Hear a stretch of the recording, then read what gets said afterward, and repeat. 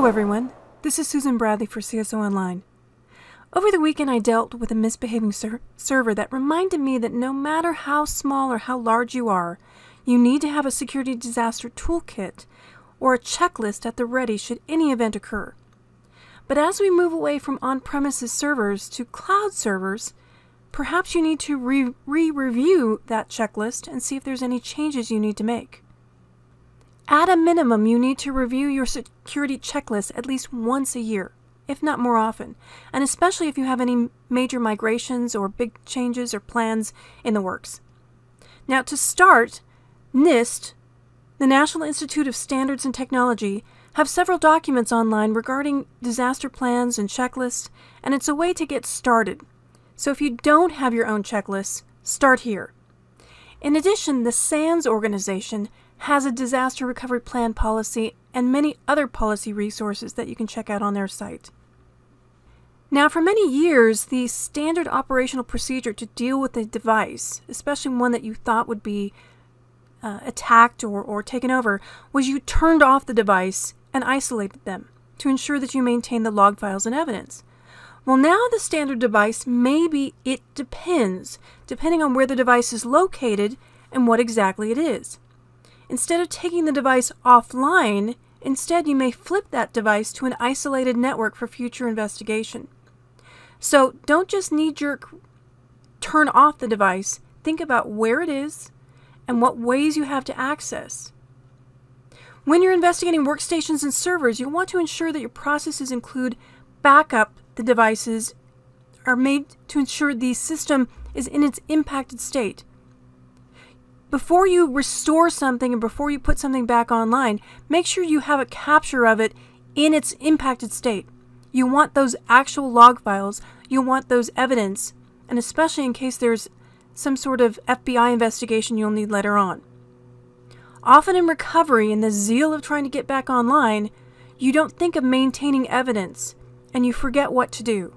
So relax. I know that's hard, but slow down. Make sure you have a checklist and do the processes. Now, even before an incident occurs, you may want to have certain things in your toolkit.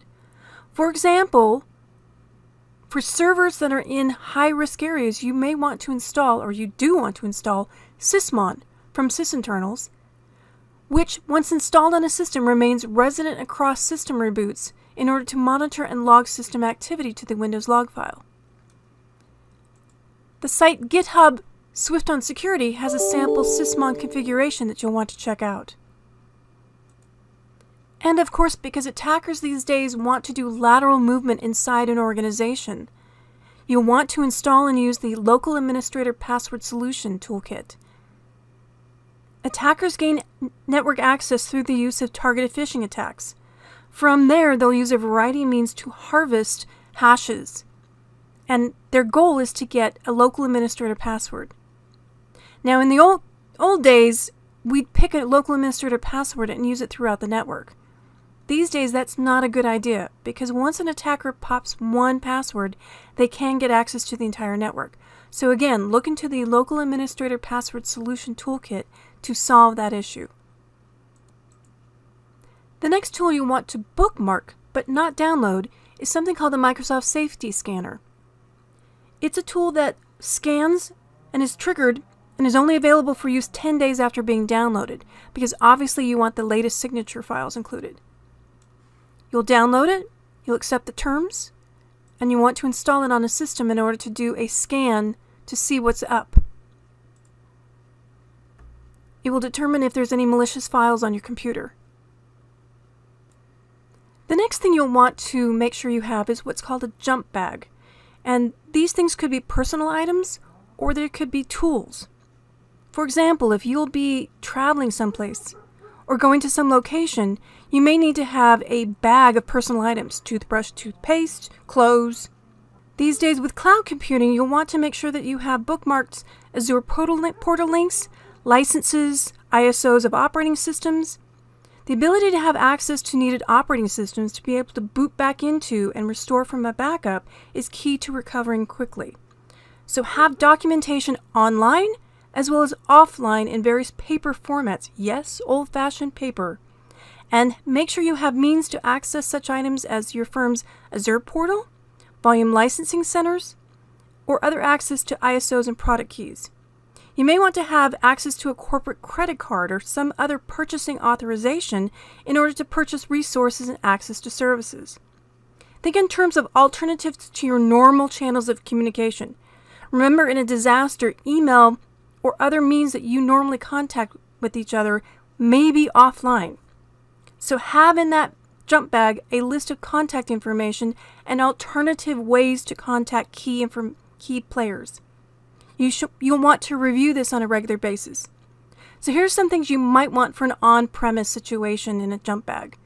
Network cables, USB cables, hard drives, SSDs, external USB drives, flash drives, device interface adapters, a handheld label printer in order to label drives and things that you're taking out for incident handling, hub devices, digital cameras, cable ties and cable snips, screws, notebooks, chain of custody forms so you document and have a witness of how items were obtained, incident handling procedures, and finally business cards for all members of the team so that when you go in a situation you can hand out authoritative information about who's on that team. As we go to cloud, we move to a different set of proper steps in order to deal with compromised accounts. For example, in Office 365, you'll want to follow the Microsoft recommendations on how to secure and restore email function. You'll want to reset passwords. You want to make sure you have multi-factor enabled. You want to block the user account from signing in. Again, follow the steps here. Then you'll want to go and review the Microsoft Security Score and what to do.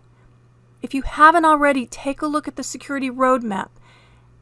Look at the 30-day out steps, the 90-day out steps, the beyond, constantly reviewing what threats and risks are coming to cloud security.